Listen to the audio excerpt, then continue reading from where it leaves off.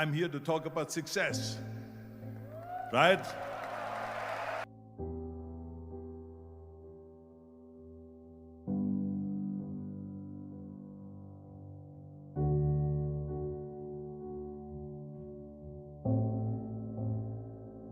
The first rule of success is to have a vision. You see, if you don't have a vision of where you go, and if you don't have a goal where you go, you drift around and you never end up anywhere.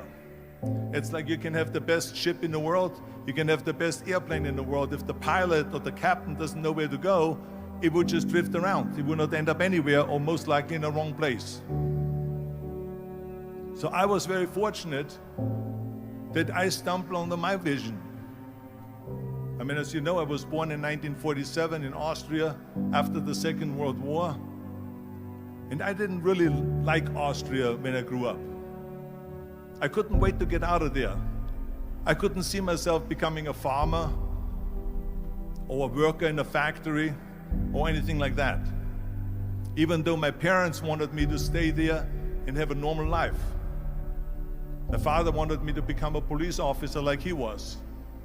My mother wanted me just to stay there and marry a girl with the name of Heidi, hopefully,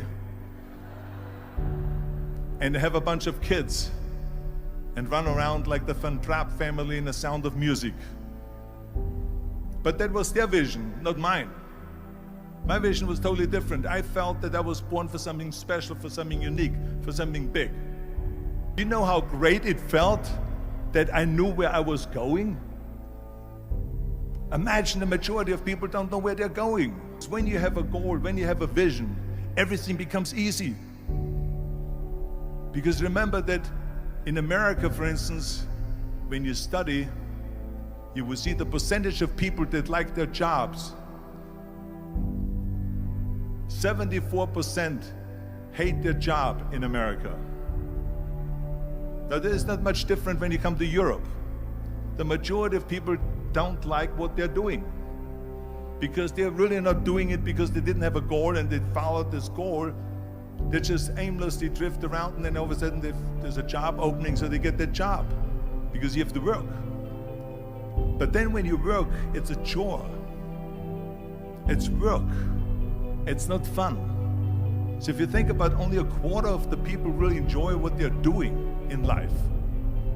That is unbelievable if you think about it. So I felt so blessed that I knew what I was doing.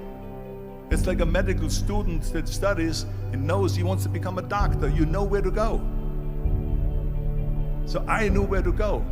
So people always ask me, when they saw me in the gym in the pumping iron days, they say, why is it that you're working out so hard?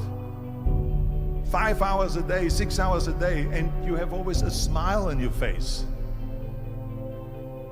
The others are working out just as hard as you do, and they look sour in the face. Why is that? And I told people all the time, I said, because to me, I'm shooting for a goal. In front of me is the Mr. Universe title. So every rep that I do gets me closer to accomplishing that goal, to make this goal, this vision turn into reality. Every single set that I do, every repetition, every weight that I lift will get me a step closer to turn this goal into reality. So I couldn't wait to do another 500-pound squat. I couldn't wait to do another 500-pound bench press. I couldn't wait to do another 2,000 reps of sit-ups. I couldn't wait for the next exercise, for the next half hour of posing and all the kind of things that you have to do to be a champion. And with the age of 20, I went to London and I won the Mr. Universe contest as the youngest Mr. Universe ever. And it was because I had a goal. So let me tell you something, visualizing your goal and going after it makes it fun.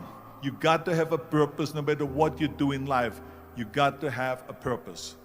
So that's rule number one, have a vision. Rule number two is, don't listen to the naysayers. Don't listen to the naysayers.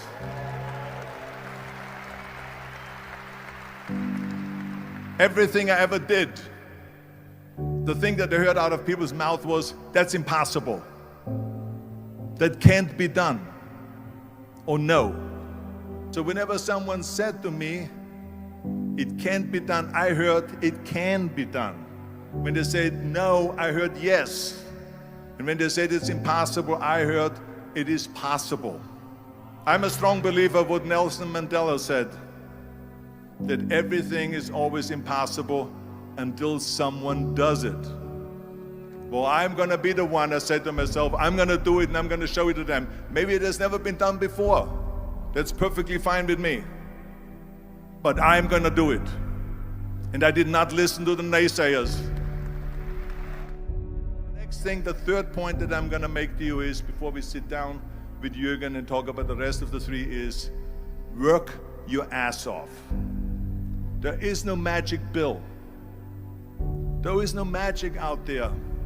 You cannot get around. You have to work and work and work. And it drives me crazy when people say that they don't have enough time to go to the gym for 45 minutes a day and work out, or to do something for 45 minutes to an hour a day to improve, if it is physically improve or if it is mentally to improve.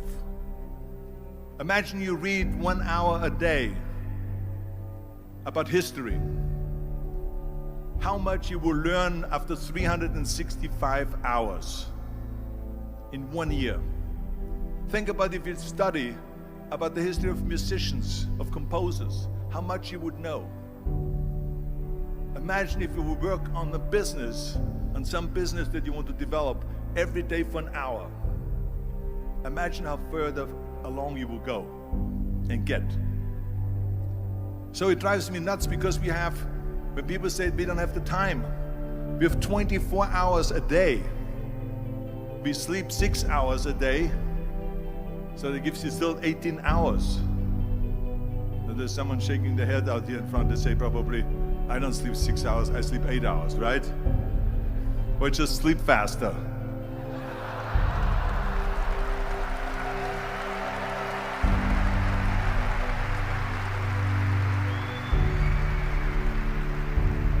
So we have 18 hours a day. The average person works around 8 to 10 hours. So let's assume it's 10 hours, so if you have 8 hours left, then you travel around an hour a day, maybe 2 hours a day. So now you have still 6 hours left. So what do you do with these 6 hours? What do you do with these 6 hours? Then we eat a little bit, then we schmooze a little bit, talk a little bit to people and all that stuff. But you can see how much time there is available if you organize your day. So you got to work hard. I mean, let me tell you something. When I went to America, I went to college. I went and worked out 5 hours a day. And I was working on construction. Because in those days in bodybuilding, there was no money. I didn't have the money for food supplements or anything. So I had to go to work. So I worked on construction. I went to college. I worked out in the gym, and at night from 8 o'clock at night to 12 midnight, I went to acting class 4 times a week. So I did all of that. There was not one single minute that I wasted. I became very friendly with Muhammad Ali in the 70s. And Muhammad Ali worked his butt off. And I saw it firsthand. And I remember that there was a sports writer that was there in the gym when he was working out and he was doing sit-ups. And they asked him, how many sit-ups do you do? And he said, I don't start counting until it hurts. Now think about that. He doesn't start counting his sit-ups until he feels pain. That's when he starts counting. That is working hard. And so you can't get around the hard work. It doesn't matter who it is. As a matter of fact, I believe what Ted Turner said, work like hell and advertise.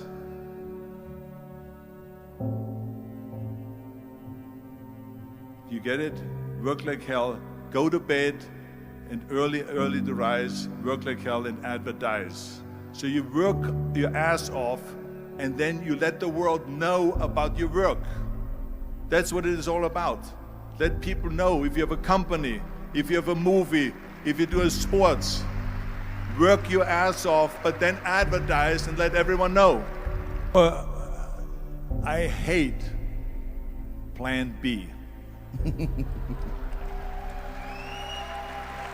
And I tell you why. Because we have so many doubters, as I've said earlier, the no-sayers. We have so many of those people that say no, and you can't do it, and it's impossible. That is okay, because we just turn off, as I said earlier, and we listen and we hear the no being a yes. You can't do it, you can do it, and all of that. So that is possible to do that amongst all the negative people around you. But when you start doubting yourself, that's very dangerous. Because now what you're basically saying is that if my plan doesn't work, I have a fallback plan, I have a plan B. And that means that you start thinking about plan B, and every thought that you put into plan B, you're taking away now that thought and that energy from plan A.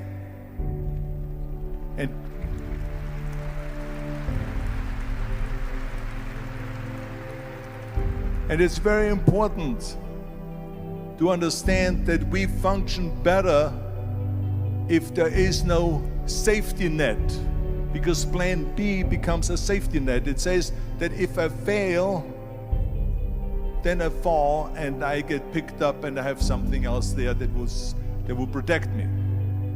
And that's not good, because people perform better when there's no safety net.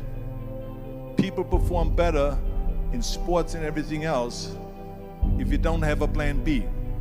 To me, it is very dangerous to have a plan B, because you're cutting yourself off from the chance of really succeeding. And the reason, one of the main reasons why people want to have a plan B is because they are worried about failing. What is if I fail, then I don't have anything else? Well, let me tell you something. Don't be afraid of failing, because there's nothing wrong with failing. You have to fail in order to climb that ladder. There's no one that doesn't fail. We all fail. It's okay.